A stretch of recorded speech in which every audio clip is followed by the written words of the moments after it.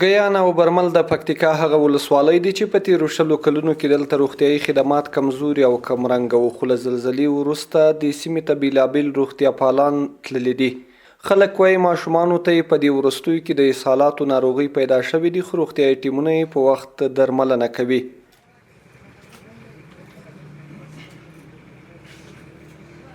یوه مریضي زیاته ده چې ورټیم کوي او دا مریضي داسې نمونه مریضي ده چې اقدام سړی خرابوي. ماشومانو ته بس سترګې زلزله شوې ده، دغه ته کیونه دستینه دغه ورته لګېدل دي. د عامې روغتیا ریاست او د مؤسساتو روغتیا پال ټیمونه وایي چې اسهالات شته، خو په دې وروستیو کې دوی توانېدلي دي چې یاده ناروغۍ کنټرول کړي.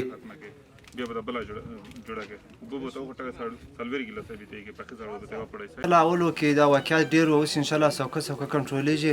تېر هفته کې چې 2% لوړه وه، خو خوشبختانه چې په دغه هفته کې د دغه فیصدي مونږ چې ګورو په کمېدو روانه ده. یوه ښځینه ډاکټره وایي چې له شروع اسهالات او نس ناستې ناروغۍ ډېرې وي، خو دوی اوس توانېدلي دي چې دغه ناروغۍ کنټرول او مهار کړي. دوی ورته کرولا وایي، مونږ ورته دغه وایو د هیزي په نوم باندې دغه دی، نس ناستې هم دی او اسهال دواړه چې دی بس د خولې د نسه شي. ډېر زیات ماشومان او ښځې ډېر اني ټایم مونږ چې دی هغې اډمیټ کوو.